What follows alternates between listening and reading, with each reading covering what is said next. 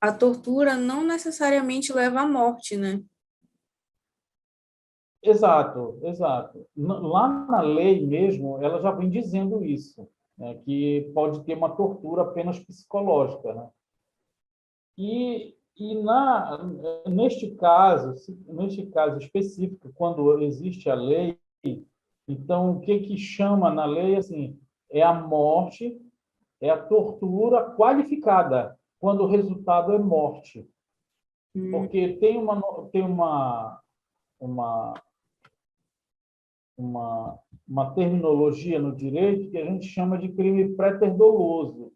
Esse crime pré-doloso é que você tem o dolo, que é a vontade, no antecedente.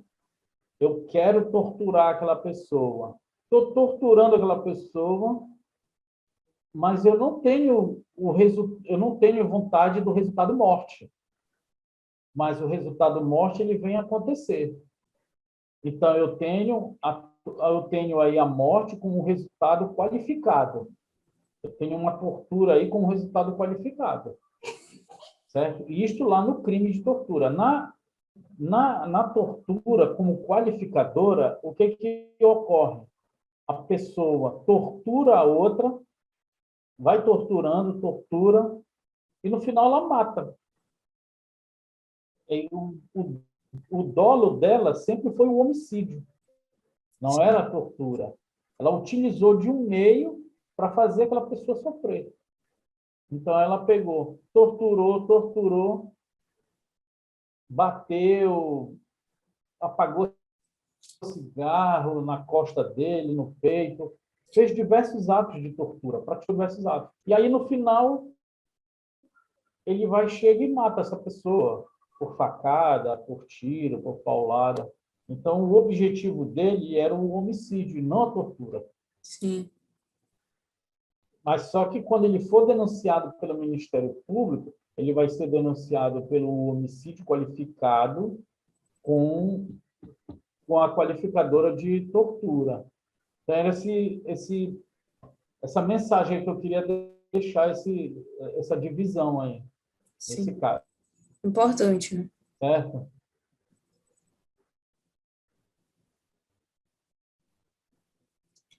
Nós temos, é, nós temos também, além da tortura, nós temos aqui outras qualificadoras, que são para assegurar a execução de um crime. Essas aí não são comuns. Elas ocorrem, mas não são muito comuns no dia a dia de se debater lá no júri, né? Pelo menos eu não o vejo. Então, isso é assim, para assegurar a execução de um crime. E o que significa isso, para assegurar a execução de um crime? Por um exemplo, alguém tem um olhar para uma mulher numa casa, mas só que ele tem a finalidade com aquela mulher de praticar ato libidinoso, estuprar aquela mulher. Mas só que esta mulher tem um marido. Então, para ele chegar ao estupro, ele precisa matar o marido. Então, quando ele está matando o marido, ele tá assegurando a execução de um crime. Sim. Qual é o crime que ele objetiva? O estupro. Ele não está objetivando o homicídio. Ele objetiva o estupro. Só que para ele praticar o estupro, o ato libidinoso, qualquer um, ele vai ter que passar por um obstáculo. E o obstáculo é o marido dela. Ele precisa matar primeiro o marido dela. E quando ele mata, ele vai ser inserido nesta qualificadora para assegurar a execução do crime. É. A outra qualificadora que vai nessa mesma rota aí é a ocultação do crime. Então, é típico aquela questão que alguém está praticando um determinado crime um roubo de uma loja. Exemplos clássicos são violação de sepultura. Aí chega uma pessoa lá, na hora ele vai ter que matar aquela pessoa. Para quê? Para ocultar o crime. Qual era o crime que ele queria? Era o furto, o roubo. Mas só que apareceu uma testemunha, então ele tem que ocultar esse crime. Para ele ocultar esse crime, ele precisa matar essa testemunha. O latrocínio muitas vezes é nesse sentido, né?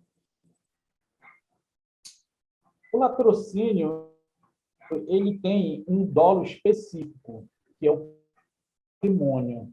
Ele vai lá no patrimônio. O objetivo central dele é o patrimônio. Então, aí é um pouco parecido. Por quê? Porque na hora a vítima pode reagir. Então, ele, para garantir o patrimônio, que é o dolo dele, que é o dolo específico dele, que é o patrimônio, que é a vontade dele, é subtrair o patrimônio, não é subtrair a vida. Então, ele pega, vai lá e executa aquela pessoa. Às vezes até a pessoa nem reage, né? Mas por uma questão até de ficar mais confortável com o produto do crime, a pessoa vai lá e executa. De Mas tem tentar assegurar, né, uma impunidade. é, exatamente. Aí tem aqui também a qualificadora de assegurar a impunidade do crime também, né? Tem a questão da impunidade do crime. Que é aqueles exemplos clássicos que tem na doutrina, que a pessoa que está ali querendo incendiar uma casa ou uma loja, e aí aparece uma testemunha que está ali, sabe aquela testemunha que a gente vê muito em cinema, que está olhando pela fechadura? Sim, Aquela testemunha que está olhando por ali pela fechadura. Sabe quando a pessoa nos filmes percebe quando alguém está olhando, alguém cai um objeto, né? E a pessoa, olha, tem gente aqui. Aí depois ele vai caçar essa testemunha para matá-la, para garantir a impunidade do crime. Senão, ele vai ser processado, vai ser preso e tal. Garantir a impunidade. E para garantir a vantagem do crime, esses são casos típicos. Mas por que quase eles não vêm muito para o júri popular? Porque eles são retrato de uma combinação que não deu muito certo. Então, só muito por um acaso é que chega ao alcance do Poder Judiciário, da investigação policial. Mas, para segurar vantagem no outro crime, isso é muito comum. Por exemplo, aquelas 4 pessoas que assaltaram um banco, assaltaram uma loja, e depois, na hora de rachar o dinheiro, rachar todo o produto do crime, aí o cara, um dos parceiros resolve matar o outro. sim. Né? Ele resolve matar o outro para ter vantagem sobre o produto do crime. Então, essas qualificadoras quase não são usadas. Você vai ver que nesse exemplo, você vai dificilmente a gente tem isso no júri, por quê? Porque são 2 pessoas, são 2 mediantes. Quem que vai reclamar do outro lá, né? Em delegacia, na justiça. Por isso que nós estamos comentando, porque eles são qualificadoras um pouco afastadas do dia a dia, dos nossos conhecimentos. Eu falo de todo mundo, né? Sim. É mais comum a tortura, o emprego do veneno, do fogo, do disparo de arma de fogo, motivo torpe. Esses aí são mais comuns aí, né? Motivo fútil. Né? Porque nenhum crime, essa questão do motivo fútil também, voltando a esse pedaço do motivo fútil, que nenhum crime ele não tem motivo. Todo crime tem motivo. O que se confunde com o homicídio fútil. Mas todo crime tem um motivo. Houve alguma razão ali. Uma razão de porte pessoal, coletivo, social, né? Político, religioso, econômico, seja lá o que for. Mas vai ter sempre um motivo. Não se pode confundir com a inexistência de motivo, né? E com a futilidade, que é outra coisa. Que às vezes isso sempre faz um pouco de confusão na cabeça das pessoas. Uhum. mas o fulano matou sem motivo nenhum. Às vezes a pessoa... Há muitos comentários que se faz, né, no dia a dia, assim, matou sem motivo nenhum. Não, teve um motivo. É que você não sabe qual foi, mas que há um motivo lá. Né? O mais fútil que possa ser é um motivo. Exato, exato. Bom, Tem alguma outra aí qualificadora que você queira comentar? eu destaquei essas, né, que são aí Uhum. as principais aí que eu vejo. Eu, eu até fiz umas anotações aqui, mas acredito que estão todas dentro dessa que eu falei, né? Talvez a questão da dissimulação, né? Eu agora olhei aqui na aprovação, estava vendo que tem a questão da dissimulação. A dissimulação tem autores, principalmente aqueles autores da década de 60 e tal, tinham assim, conceitos maravilhosos no direito penal, né?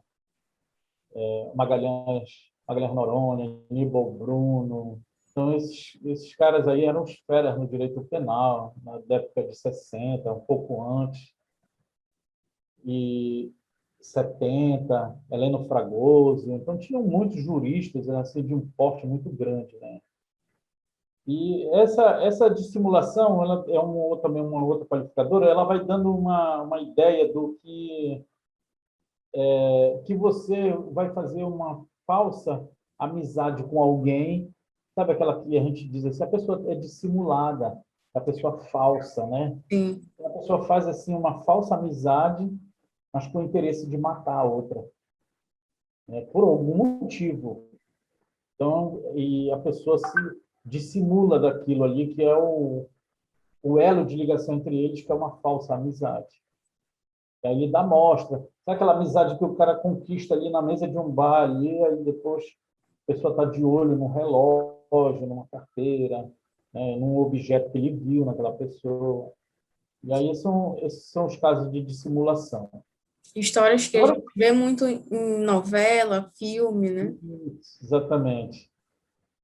E tem duas que são as duas agora as finais que eu deixamos para o final para destacar, que é o feminicídio, que foi incorporado por uma lei de 2015, e o feminicídio e a execução do crime de homicídio contra agentes de segurança, aqueles que estão capitulados no artigo 142 e 144 da Constituição, que são os agentes de segurança pública das Forças Armadas e daqueles que são agentes da Polícia Militar, Corpo de Bombeiro, Polícia Civil,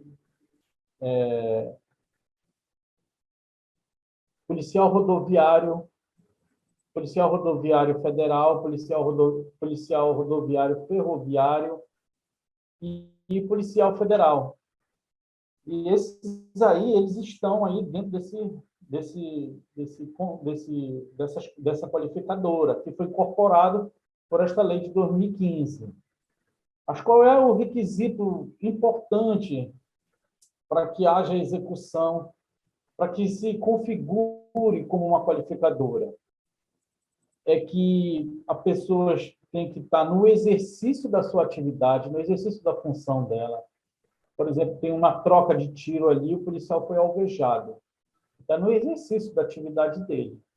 Ou em razão dessa função. E o que significa isso? Que aquele policial pode ter sido vítima de uma execução, de um homicídio, porque prendeu alguém da família daquele traficante, fez uma prisão ali, e aí ele depois vai ser vítima, né, de um crime de homicídio. E, por final, o feminicídio, porque o feminicídio está antes desses crimes contra a gente de segurança pública. O fato principal do feminicídio é a questão da condição do sexo feminino.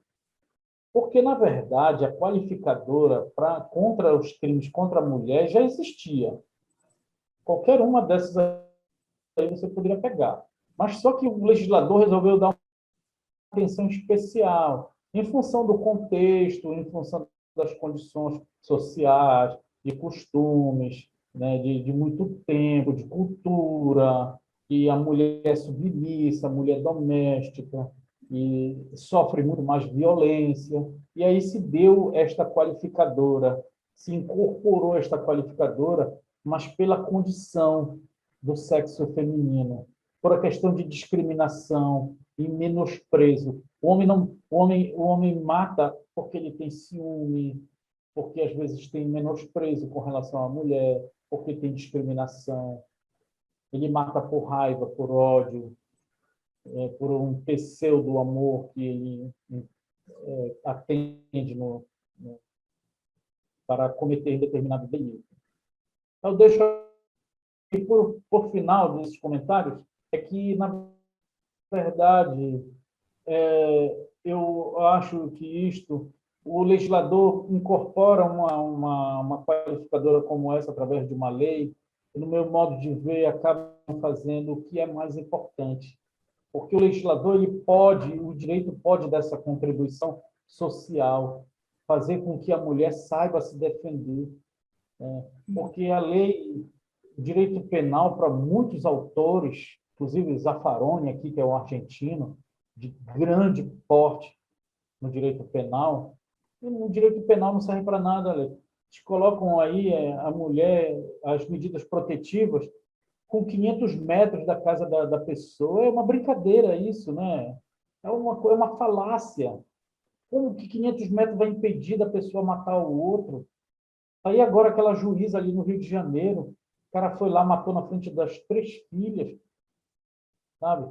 E estava lá com uma medida protetiva. Isso é uma grande falácia, o direito não ajuda. Isso aí é para suavizar. Eu lamento muito, mas isso é uma questão de política criminal e que não se resolve. Eu deixo o meu protesto realmente com relação a isso. Porque também esse cara que violenta a mulher, que estupra a criança, ele também tem que ser tratado. Então, o direito ele tem que dar um suporte a mais para isso, para a sociedade. Não é só encarceramento em massa que não vai resolver os problemas criminais. Os conflitos sociais não se apaziguam pela lei. Acho que é isso aí. Bom, então, muito obrigada. A gente fica por aqui hoje e até a próxima. Até a próxima.